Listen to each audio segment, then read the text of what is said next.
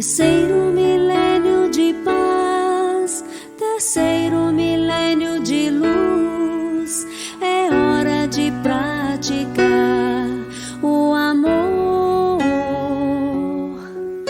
fazer como fez Jesus, entorpecer nosso coração, com muita sabedoria, justiça e gratidão. Vamos deixar de plantar a guerra, a destruição, ter esperança na terra, trabalhar nossa evolução, seguir o exemplo divino, fácil de entender. Se você plantar o amor, amor você vai colher.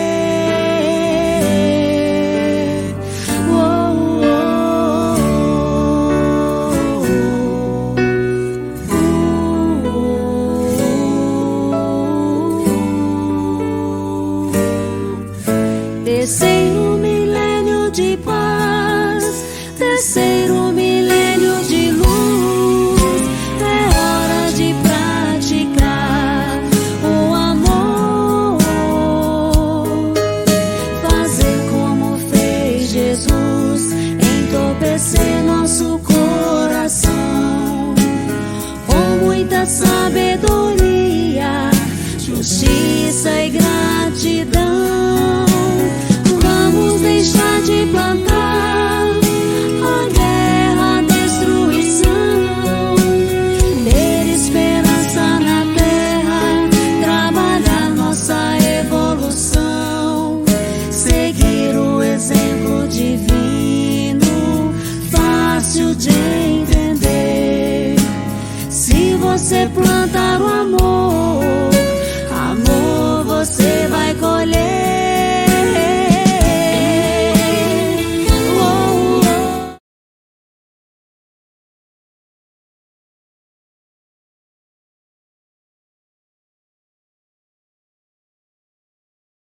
No dia 27 de março, o Centro comemorou 45 anos de sua fundação. A gente sempre comemorava com a jornada, mas este ano, por conta da pandemia, a jornada será realizada no segundo semestre.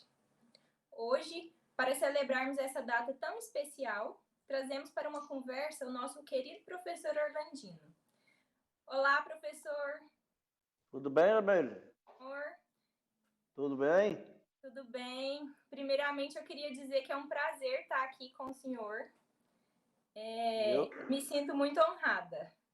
Olha, são os meus sentimentos também, ao falar com você. Que ótimo. Então, eu tenho aqui algumas perguntas para a nossa conversa. E eu começo perguntando como que o senhor teve contato com o Espiritismo. Meu contato com o Espiritismo não foi propriamente com o Espiritismo. O meu contato foi com fatos espíritas. Mediunidade ali, uma sessãozinha, um recadinho do espírito, tal. Eu fui tendo contatos com esses fatos e daí nasceu a ideia de criar um lugar para estudá-lo. Entendi. Isso foi em que ano? Isso foi em 1973. Eu passei 3 anos antes do movimento trabalhando com um serviço de empréstimo de livro. Foi 3 anos em que a gente pôs o livro espírita para ser um pouco conhecido em Silvânia. O pessoal lia romance e gostava dos romances. E acharam que talvez o espiritismo fosse romanceado, né? Mas não é. O certo é que, mesmo assim, nasceu o Centro Espírita. Daí surgiu a ideia de fundar o centro? Aí, nessas conversas, sempre havia uma mistura de outras conversas, espíritas de Goiânia e tudo, cada um falava no centro, eu nem conhecia, não sabia o que era centro, não. Mas eles começaram a falar da importância de uma casa para o espiritismo, onde pudesse haver estudos da doutrina. Então, eles me embalaram para a ideia de criar o Centro Espírita. E nesse processo, quais foram as principais ou as maiores dificuldades que o senhor teve na implantação do movimento espírita em Silvânia? A dificuldade é o fato de não haver nenhum espírita. Então, quando a gente queria fazer qualquer coisa, a gente arranjava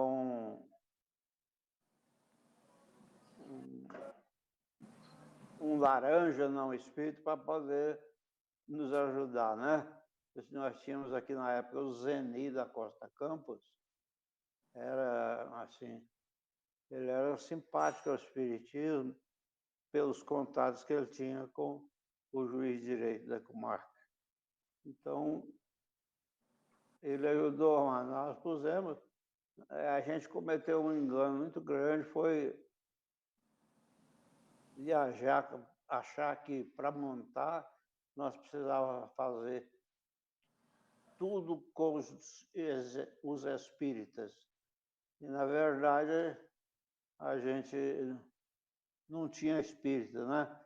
E achava que precisava ter a casa, precisava ter os espíritos. Então, nós improvisamos esses espíritos com uns simpatizantes. A gente se baseou muito no jornal da Federação Espírita de Goiás, chamava-se Goiás Espírita. Ele tinha um artigo lá de instruções para a criação de uma casa espírita. E então veio a proposta, né? Nós pegamos o jornal e ele era muito lacônico, muito resumido, dando umas ideias. E nós baseamos nesse jornal e criamos a ata da primeira reunião baseada nele. O senhor se lembra quem esteve nessa primeira reunião de fundação? Lembro. Lá estava, além de mim, estava o doutor Anderi, estava o Zeni, estava o Rui Siqueira, e estava o seu João não, era pai do deputado João Natal. Ele estava lá. Estava a Eliaci. A Eliaci está morando em Goiânia, mas ela nunca esquece aqui da casa. Sempre ela liga e quer informações. Ela ainda está fundando o Centro Espírita até hoje. Está muito bom. E onde que foi essa reunião? Ela foi na sala de audiências do fórum. Nós fizemos lá, o doutor Aderi, ele que comandou a escolha do local. E depois disso já passou a funcionar na primeira sede? Isso foi no dia 20. Isso foi ali no dia. No comecinho de março, parece que uns dia 2, 3. E nós já estávamos com um cômodo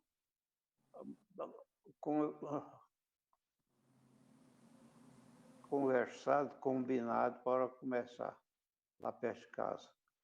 A gente morava lá na rua Henrique Silva, e ao lado tinha um salão comercial que a gente emprestou para o, o nascimento do movimento espírita.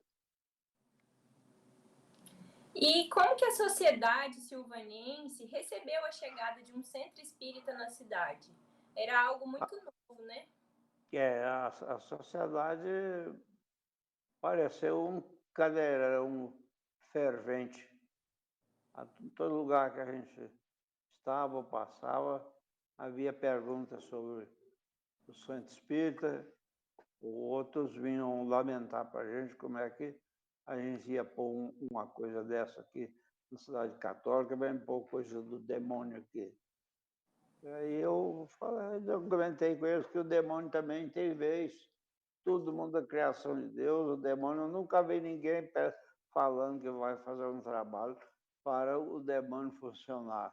Então nós fazemos. A gente brincava com todo mundo, né? Todo mundo levava na brincadeira, o padre, tudo.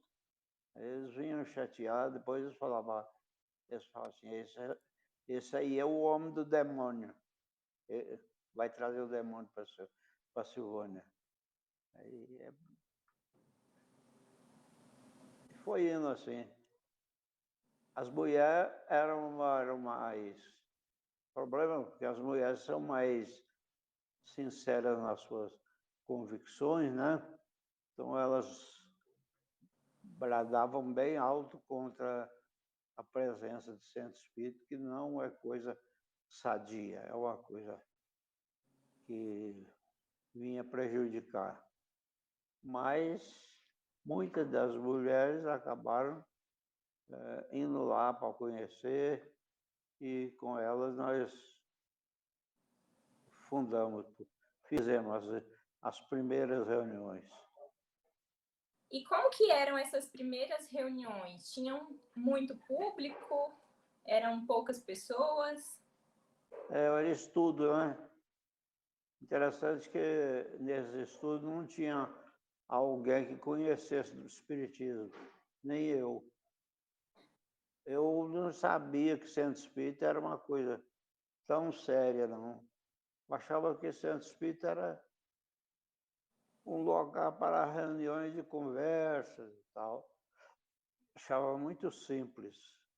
E depois a gente começou a ir conversando com pessoas mais entendidas, elas sugeriram que a gente fizesse estudo dessa forma. Interessante que ninguém indicou o livro dos Espíritos para estudar no começo. Aí falavam outros livros, e nós pegamos, eu não lembro quais os livros, mas a gente arranjou uns livros e fazia leitura e estudo com as pessoas. Aí conversava sobre espiritismo, sobre o espírito, sobre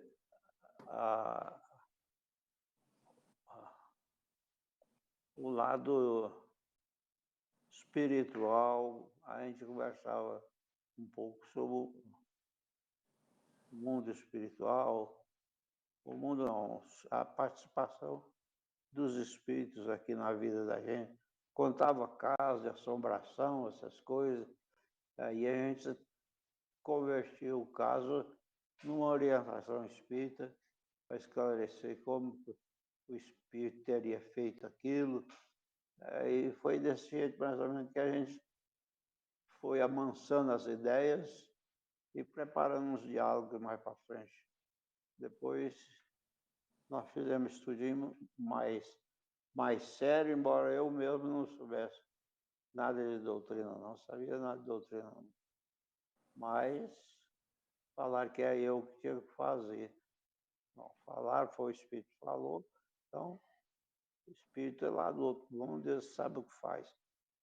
Me mandaram que eu fizesse.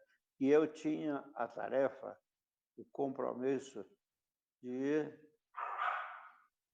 estar ao Centro Espírita em Silvânia e divulgar a doutrina espírita aqui. Falei, poxa, não me avisaram, não, mas assim nós vamos fazer, né? E assim nós Vamos fizemos. obedecer, né? Sua voz está boa, viu? O senhor se lembra como que foi a primeira reunião no centro sede? Qual que é o centro sede? Na primeira sede, né, que eu quis dizer. Ah, eu me lembro, sim. Nós fizemos convites para pessoas, para os centros da vizinhança, e eles trouxeram. Bulhões chegou aqui com uma Kombi cheia, Vianópolis, uns 3 carros e mais, parece que uma Kombi também. Então tinha muita gente de fora, só gente de fora. Gente daqui não existia, né? Pode ter ido lá 1 ou 2, o Zeni e o Rui Siqueira, por aí. O resto era gente de fora. Vieram uns médiuns, uma senhora lá de Bulhões, que era médium, ela tecia comentários do que ela estava vendo lá na reunião. Aquilo deixava, eu achava que esse feijão ia ser mais ou menos aquilo. Ouvir os espíritos e tal, né?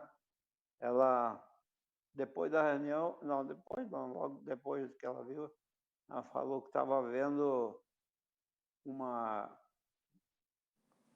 amontoado de latas velhas, latas enferrujadas, vasilhas enferrujadas, amontoadas, e que agora estavam ficando areadas, brilhando, limpinhas, depois da reunião.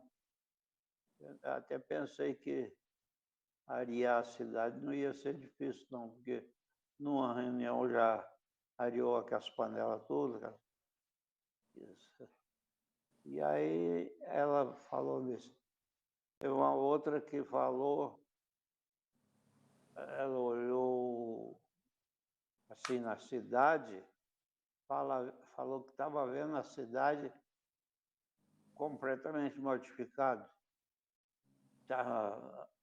As casas reformadas, bairro nascendo, um bairro bonito, Dona Juventina.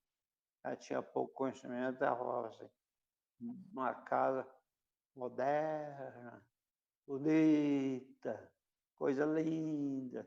Silvânia, outra Silvânia. Ué, mas só por causa do centro? Porque o centro surgiu é que vai dar condições do povo para isso. Falei, bom, não entendo por quê, mas vou concordar. É coisa boa, Silvânia vai melhorar, vai se reformar, vai ter bairro bonito, né? Dona Juventina falava que é lá em cima, lá em cima. Acho que é lá para o lado do Anchieta. Estava lá, nasceu muita casa bonita, bonita. Falei, pronto. Então tá bom. E continuamos por aí com esses estímulos, né? E o centro ficou lá na rua Henrique Silva por um tempo. E como que surgiu a ideia da construção da sede onde funciona hoje a fraternidade? A gente viu que num cômodo só, naquele cômodo pequeno, não seria capaz. A gente começou a trabalhar com crianças. As crianças, geralmente, nós divulgamos, né, as crianças, principalmente do bairro São Sebastião e bairro da periferia. Essas crianças vinham para uma reunião de manhã. E ali nós ficamos mais de um ano com as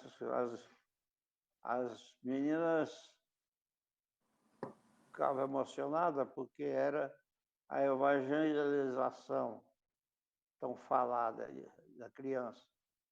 Era mais falada era essa evangelização de criança. E a federação falava com a gente, e as pessoas de lá falavam. Aí nós embalamos muito com isso. E as crianças passavam a manhã lá com a gente, passamos quase um ano, a gente dava um lanche para elas e elas ficaram espírita forte.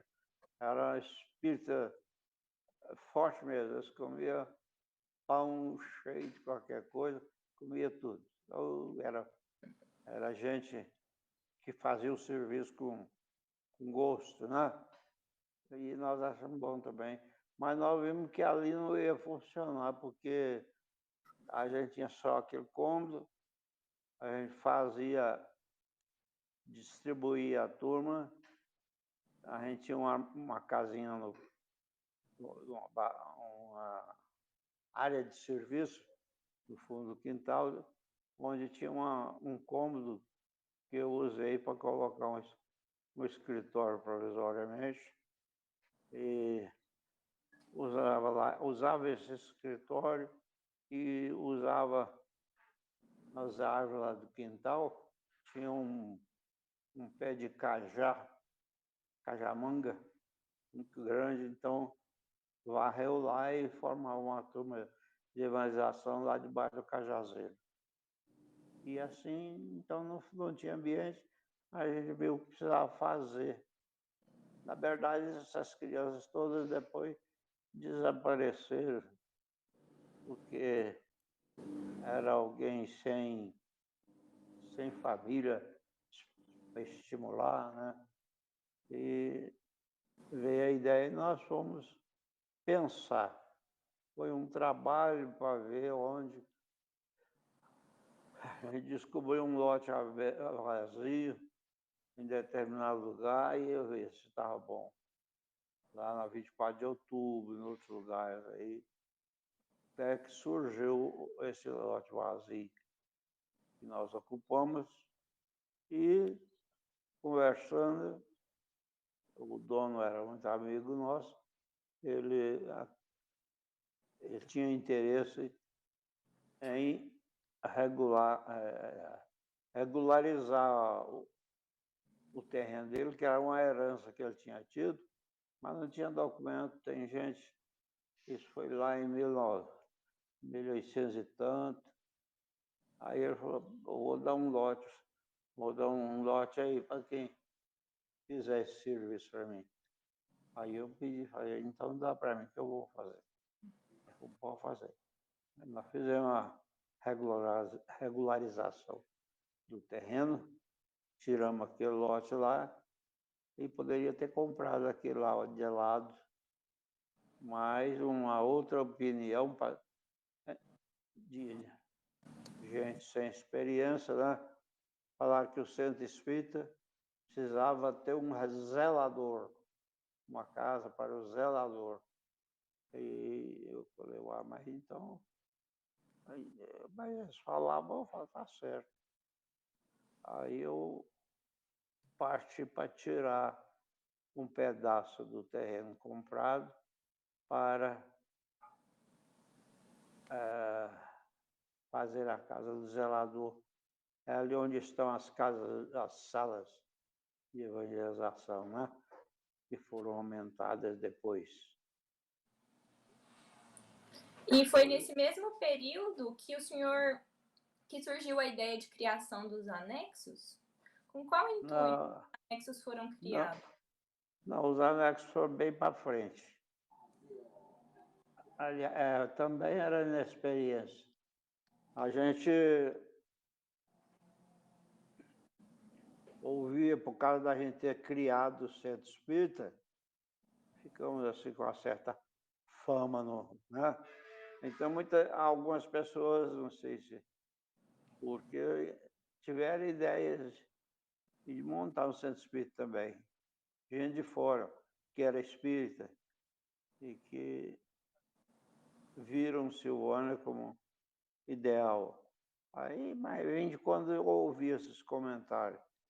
Aí eu pensei, eu vou fazer um centrinho em cada bairro, porque isso vai frustrar a intenção desse povo. Criar centro espírita onde já tem, um bairro pequeno, aí nós fizemos isso como prevenção contra o surgimento de outros movimentos aqui, né?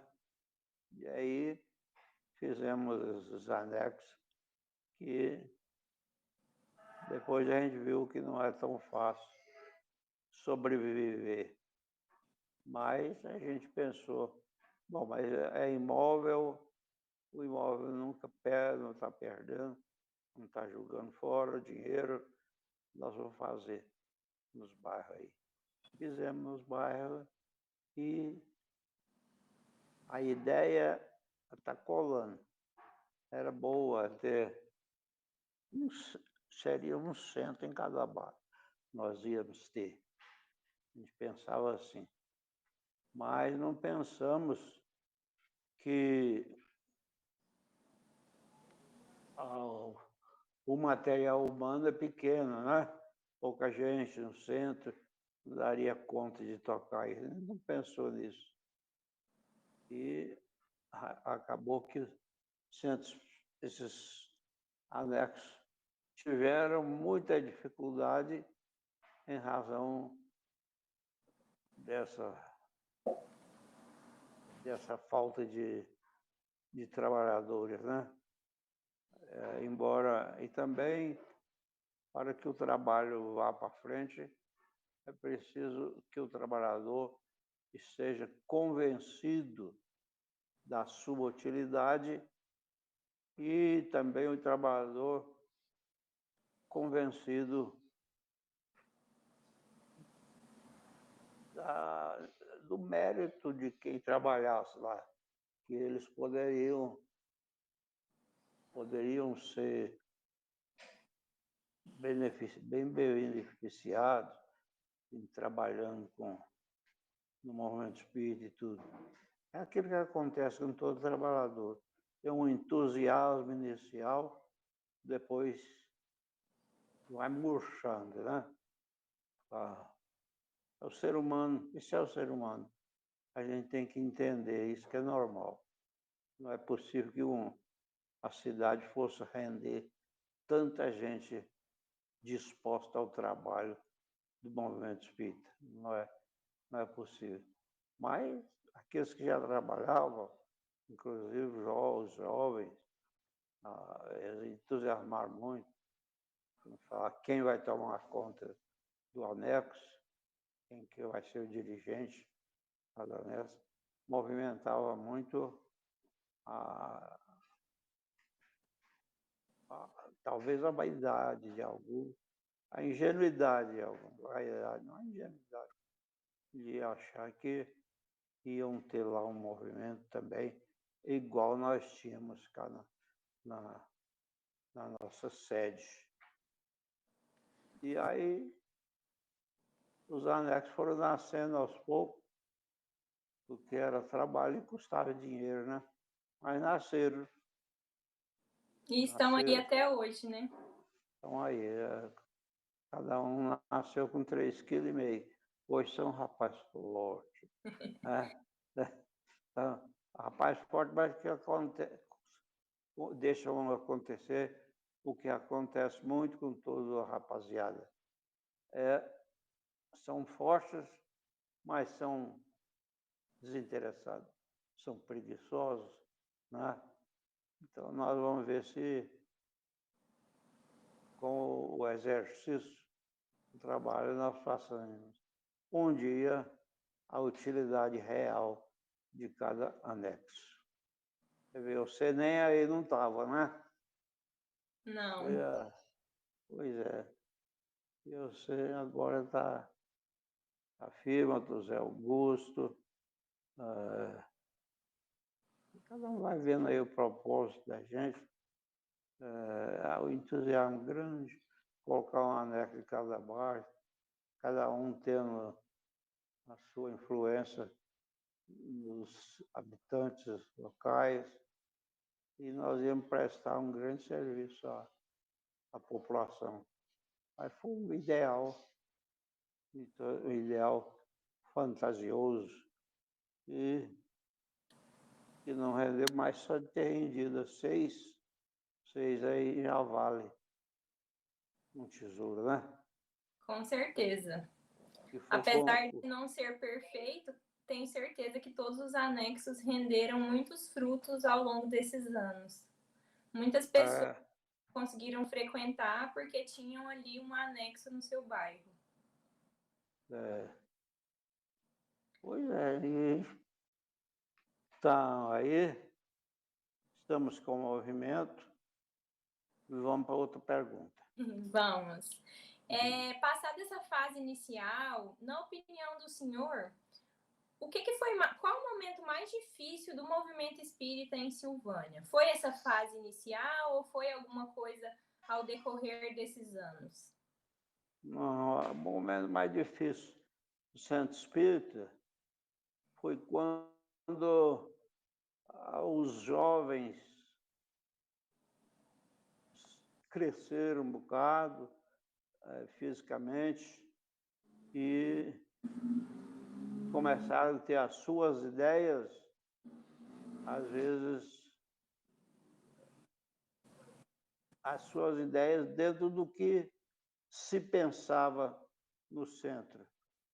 E quando se briga por ideias, você já vê onde vai, né? Aí foram reformadores,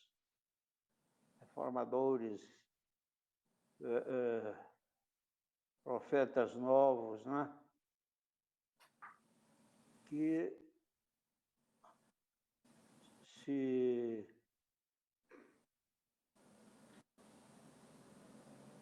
lançaram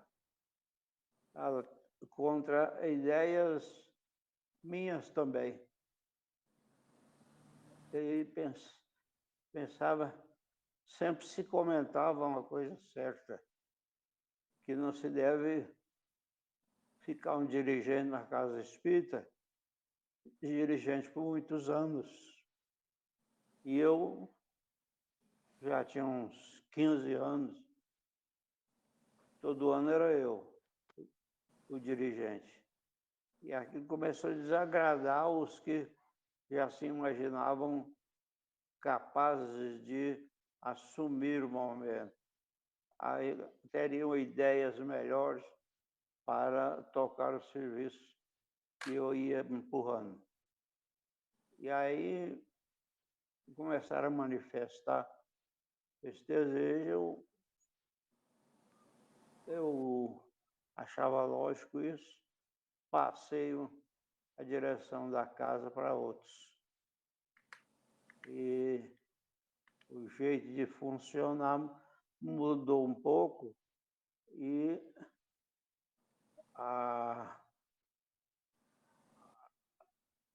o atrito que havia nessa hora para criar a divergência permaneceu. E aí como fazer? Lá no centro nasceu a dificuldade entre os trabalhadores de ser amigos, de ser descontraídos em relação a tudo, e a convivência não foi pacífica, uma convivência atritada e uma corrente nova tomando conta das ideias e com um discurso agressivo contra mim, que fiquei lá um bocado, né? Acusações e tudo. É normal, né? Estou parecendo já que não tinha a ideia de eleição na casa. Nós criamos aqueles convites. E como não houve ideia de eleição, nasceu também a aparência de eleição. Quem era convidado parecia ser um líder, né, e tudo, e aí cada um começou a trabalhar pela sua liderança de modo, às vezes, pouco fraterno e faltando a fraternidade, nenhum centro vai para frente, né? Mas passou e agora parece que nós chegamos ao fim dessa massa atlântica que embaçou o caminho, né? Eu até não, eu pensava nem não voltava mais, porque já tinha meu serviço feito. Meu serviço já estava pronto. Mas começaram a chegar umas mensagens espirituais para mim, cobrando, dizendo que eu sou responsável pelo movimento e que eu tenho que estar lá na frente e que eu tenho o compromisso de manter com a minha presença até o fim da encarnação no movimento e no trabalho, né? Então aí eu pensei, eu vou dar uma volta. Agora eu não sei bem como entrar lá de novo, porque até a saúde já virou outra coisa. Aí o AVC, sabendo que eu tive o AVC, né? E com o AVC eu fiquei meio paralisado, com extrema dificuldade para movimentar, para ler, eu canso, fico muito cansado fazendo leituras.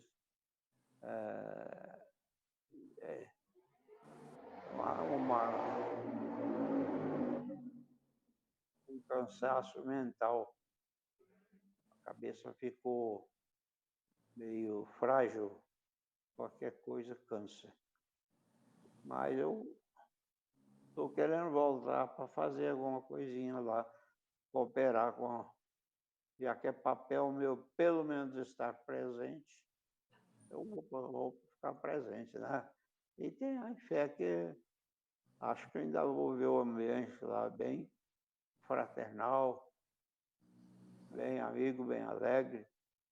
Agora com essa epidemia aí, essa pandemia, eu acho que vai ser um tanto difícil o retorno dos frequentadores, né? Mas primeiro que o núcleo frequentador não é tão grande assim, mas eu acho que vai voltar um bocado e nós vamos trabalhar e sem preocupar com quantidades, vamos fazer a nossa continuação do trabalho, todos nós, conversar com todo mundo, né? Com certeza, estamos todos ansiosos para voltar e encontrar o senhor lá, com certeza. Você já sentiu que as pessoas pensam na volta? Acredito que sim. Quando possível, né, com segurança, acredito que muitos querem retornar.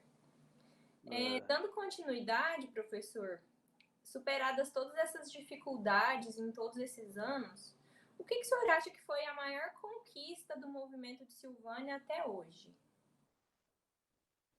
A maior Conquista. A maior conquista realmente foi o convencimento que a gente conseguiu desenvolver nas pessoas quanto o essencial da doutrina, o básico. Nós já conhecemos aí aquelas coisas que nós usamos no movimento, a pluralidade dos mundos,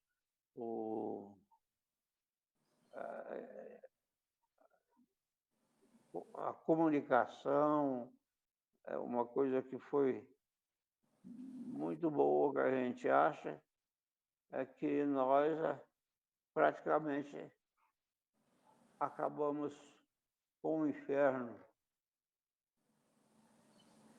A nossa conversa demoliu o inferno que existia na cabeça da maioria das pessoas. E as pessoas viram lógica, né? Viram que tinha lógica e já somos uma população que não tem medo de inferno, de demônio. O demônio não assusta mais ninguém. E quase ninguém, né?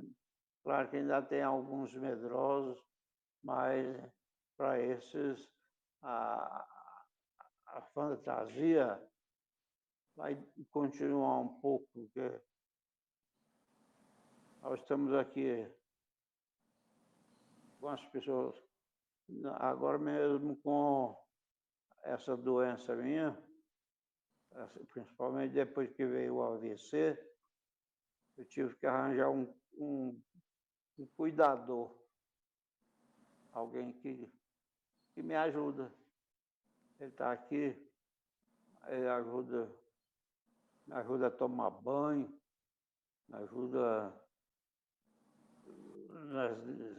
serve na movimentação, ele me ajuda a funcionar um pouco. E ele é católico, muito católico. Eu falei, eu vou lançar esse cara. Liguei ele, fui ensinar um espiritismo para ele. E eu vi que ele aceitou bem, mas não desisto do catolicismo, não. Já está firme lá, nas ideias e na presença. Está sempre lá. Então, apesar, eu não sei o que eu estou respondendo, mas coisa do AVC, né? Você está falando sobre a maior conquista do movimento. E é uma das maiores conquistas tem sido essa, principalmente na geração nova. Ninguém tem mais medo do diabo. E se houver eleição, o diabo, o demônio não ganha mais, não. Ele vai perder qualquer concorrência política aí. Esse eu acho que é uma conquista boa, da ideia do espiritismo ter sido aceito. O povo não é espírita, mas entende mais ou menos o que é espiritismo. É tanto que, no geral, as pessoas têm até uma certa inveja do espírita. O espírita sabe disso, entende aquilo. O que os espíritas falam, eles sentem que são coisas sérias, maduras, certas. Então, o povo não tem mais. Tanto que você pode olhar as festividades e cerimônias religiosas de Silvânia, ela não tem a afluência que tinha antiga. É um pouco de gente. O povo, na sua maioria, ainda vê com muito respeito, como deve ser, né? E até um pouco de simpatia no templo católico. Pronto. Então, os práticas católicas. Aí, o rapaz que está trabalhando aqui, ele não come carne na quarta e sexta da quaresma. Então, ele participa com a gente do culto, participa da gente dos estudos que temos aí, o Edmar tem uns estudos, ele participa e acha bom, e corre o dia desse estudo, ele ajuda a arrumar aqui. Ele aqui põe a mesa aí, põe o som e tudo aí. Assim é o católico no geral. Ele vê a coisa com a lógica, mas dói muito arrancar dele uma coisa que é como que uma peça do seu organismo, tirar uma ideia dele, transformar. mas não perdemos com isso, porque a marcha da natureza, marcada mesmo pela lentidão, é devagar que a turma vai indo. E a turma, o povo no geral, tem um respeito por nós, graças a Deus. Nós temos uma turma aí que tem postura, uma postura que é observada, muito observada e comentada pelo povo. Postura espírita. Então, é como eu falo, que o nosso proceder é que vai conversar com o povo. E o procedimento dos espíritas, principalmente dos 6 que estão fazendo alguma coisa na divulgação, todo mundo vê em vocês um proceder diferente e coerente com a verdade pregada. Então, há um respeito até pelos espíritas e pela doutrina. Entendi. Então, o senhor falou da maior conquista. E o que o senhor acha que é um desafio grande que a gente tem a enfrentar daqui para frente? Daqui para frente, o grande desafio é que, retomando os movimentos e trabalhando por ele, nós temos, em primeiro lugar, que mostrar uma reforma íntima. As pessoas têm que ver em nós uma pessoa de conduta evangelizada, atribuível ao movimento espírita e também eu perdi o que eu ia falando. Agora o AVC me faz perder um pouco assim as palavras. Não tem problema. O senhor estava falando sobre os desafios do retorno. Então o desafio maior, eu acho que vai ser essa transformação íntima, essa fraternidade entre nós, para a gente promover um congraçamento mais visível pelo público. E também o desafio é ter crianças e ter trabalhadores capazes de conduzir as crianças para um raciocínio básico. Nós, às vezes, entregamos evangelização para qualquer um que está desocupado ou está disposto a contar umas historinhas, umas coisas assim, mas nós precisamos de gente madura que lida com as crianças dos outros como filhos seus. Até como filhos é pouco, porque as pessoas precisam entender a importância do cidadão formado, pensador bom e com comportamento baseado na ética, nas leis morais. Ele não precisa conhecer as leis, mas ele precisa conhecer, precisa saber que o mundo não é bagunça. O mundo é organizado e precisa de gente com isso.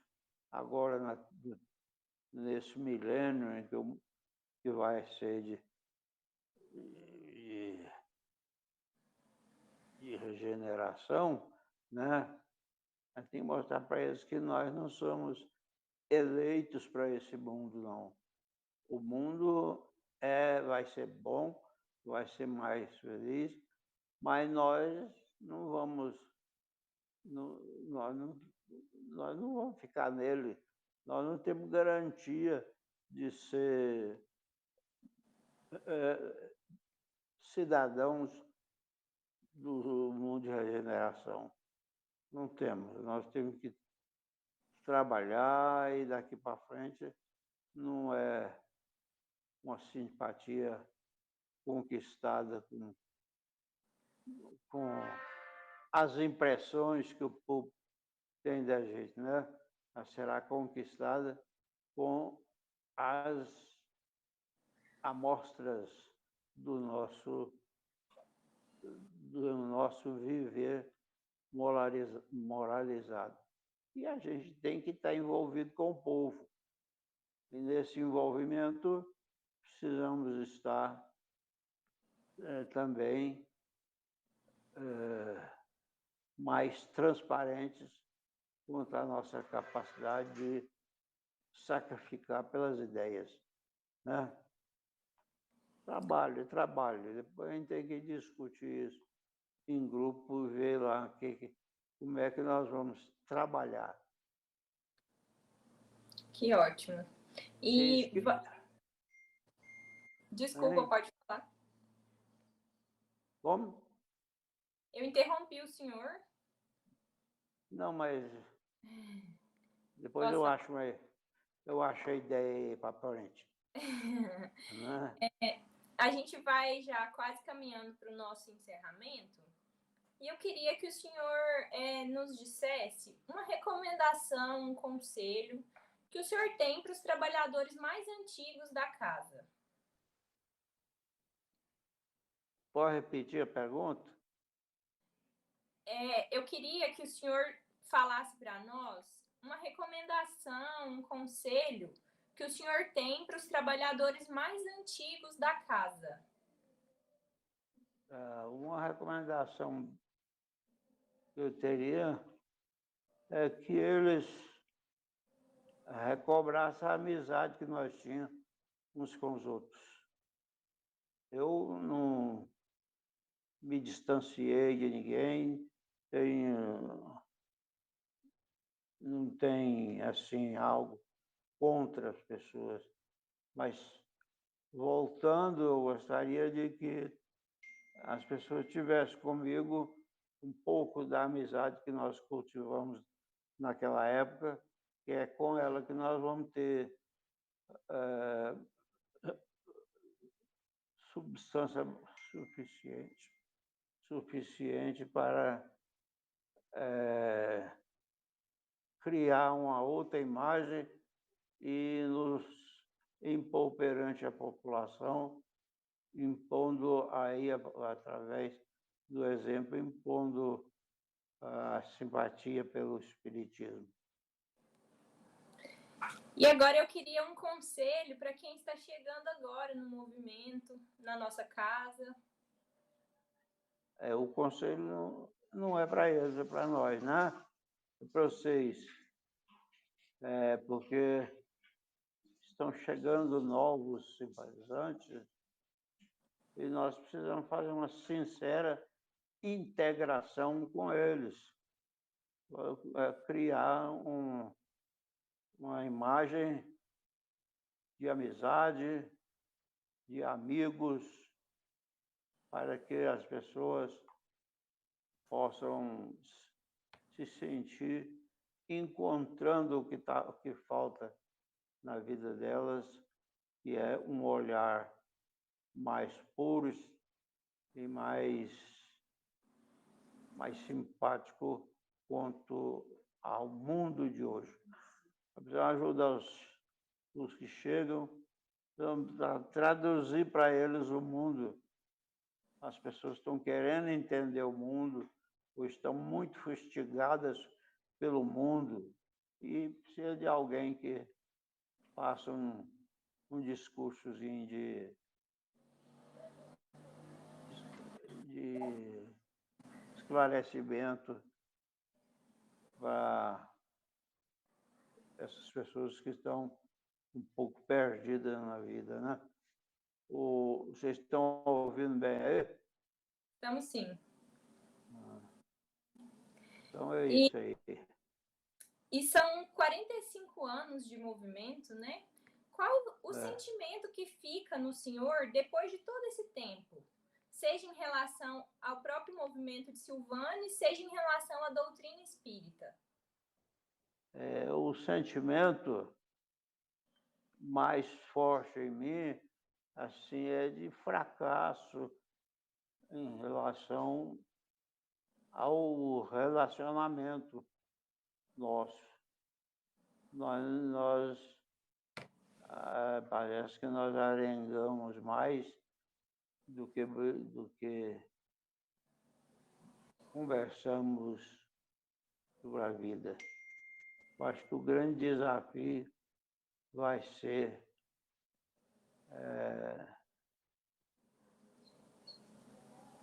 construir a amizade sincera entre nós. E eu gostaria de ter amizade novamente.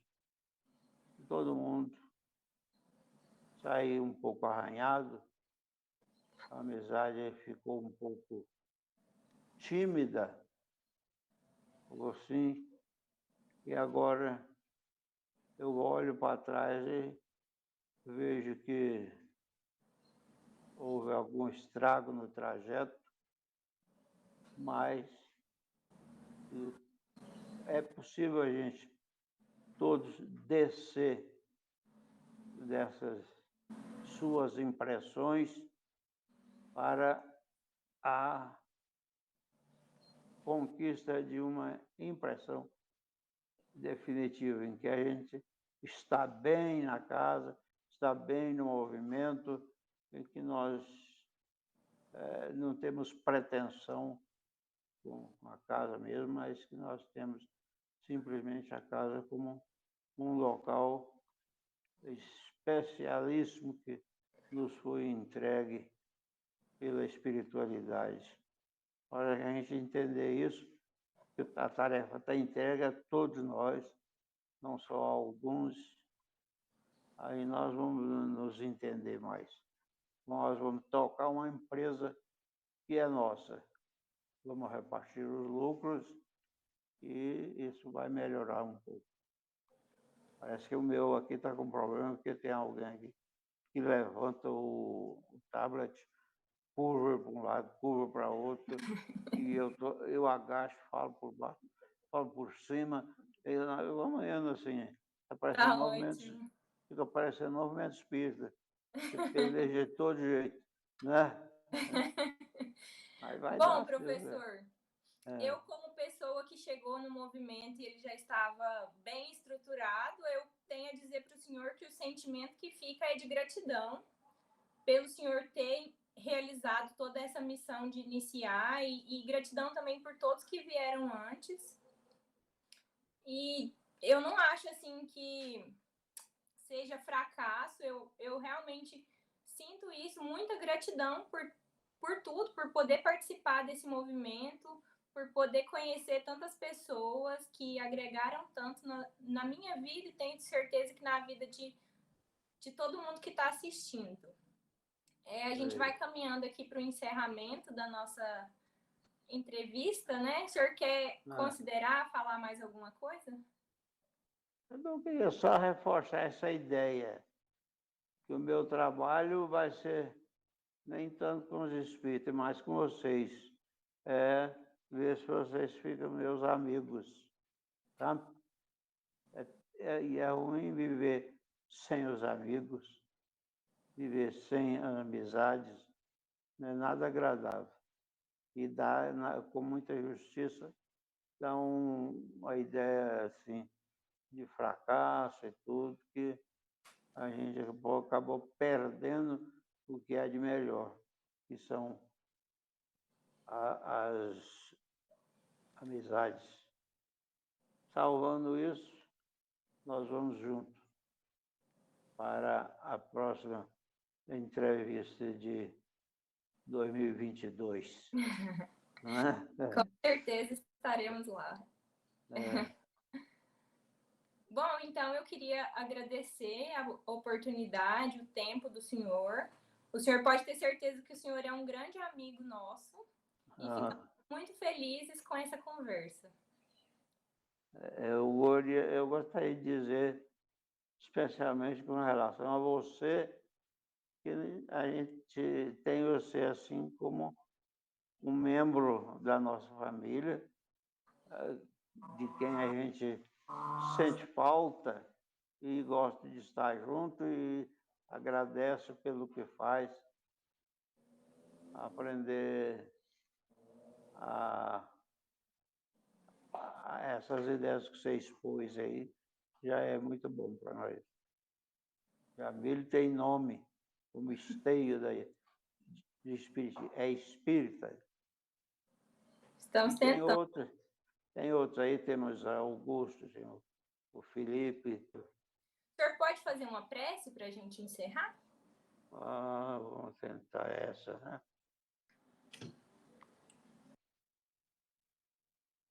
Mestre Jesus, estamos falando contigo de um ponto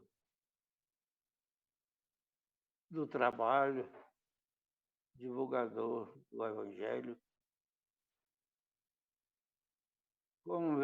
confessando espontaneamente as fragilidades que impediram o florescer completo da seara nesta parte do nosso território. Queremos dizer também, Senhor, que continuamos esperando muito dos trabalhadores dessa terra aqui, mais ligados ao compromisso com o Evangelho americano do Brasil, e muitos outros aí, desencarnados da nossa terra. Nós esperamos que a vossa bondade não cesse de abastecer o bom ânimo de todos eles, para que a terra ressecada do nosso canto na seara seja aguada e adubada pela nossa transformação íntima, pela nossa maneira correta de lidar com os que vão chegando, os novatos. Temos para eles uma recepção mais convincente. Essa vontade que a gente tem, cá no particular, isolada, essa vontade de vê-los gostar de nós, da nossa casa e nós deles, essa vontade nós te pedimos para ajudá-la a ganhar dimensão. Muito obrigado, Senhor. E nós vamos continuar naquilo que nós chamamos de trabalho. Consideramos de nós um pequeno trabalho na causa espírita, até que ele seja um trabalho bem concretizado, através do qual a nossa população possa ver a tua imagem com mais clareza. Obrigado, Senhor.